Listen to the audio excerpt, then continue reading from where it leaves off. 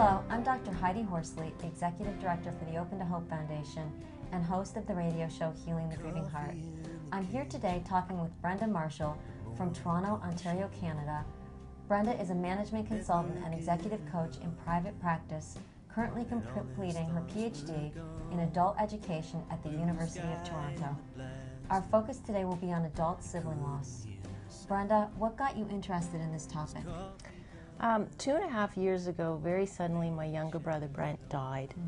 And I think of that day before he died as the last day of normal for me. After that, just my world really fell apart.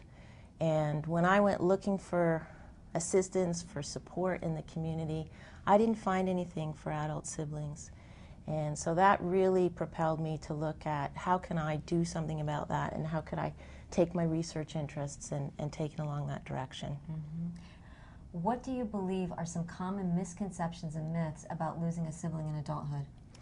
I think one of the first ones is that, you know, once you've left the family home, you're on to a separate life, and that your sibling is perhaps no longer a part of that life.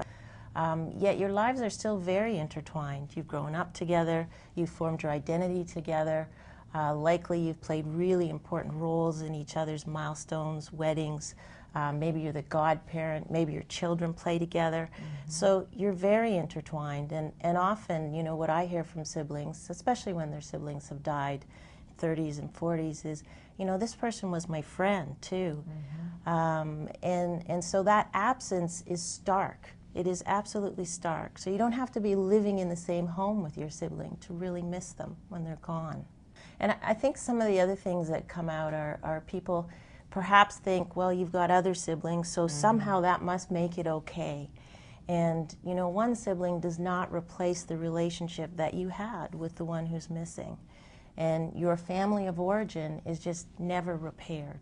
You know, when you think of all the family gatherings you come together, that person is always missing.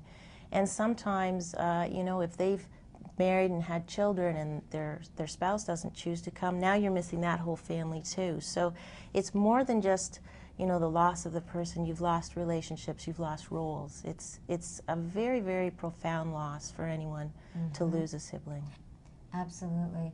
Well, what are some of the unique challenges surviving adult siblings face, Brenda? I think one of them is just that society doesn't view it as a significant loss. So, you know, you're isolated in your grief initially, and then when you want to talk about some happy stories about your sibling, you know, there is sort of a swoop backwards from people. It's difficult for them to hear you talk about someone who's gone.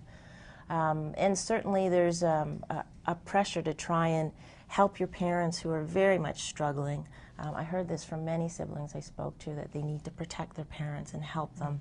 And maybe you are jumping in to support your deceased sibling's family now too. And so you can get lost in the middle of all of that. You're trying to help on many different facets. And I think that that's a unique challenge for many adult siblings. You know, one of the things that certainly came out in the research is just this loss of story.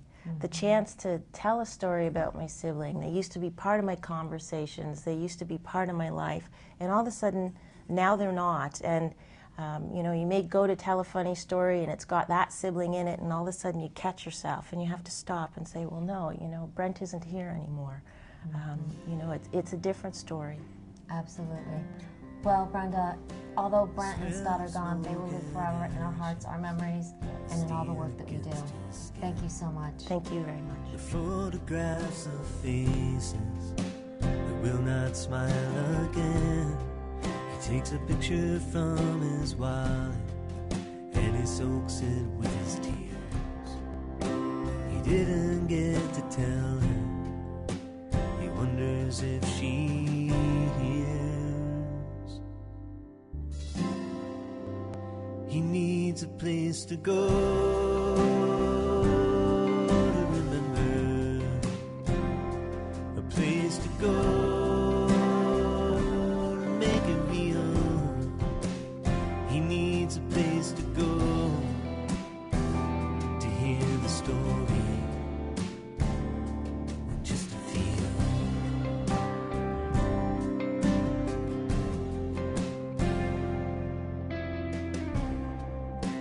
And all these long years later, he finds himself surprised. An old song while he's driving, and tears fall from his eyes. And it's not like he's not trying, but everything's a cue. And now the anniversary will be coming up soon.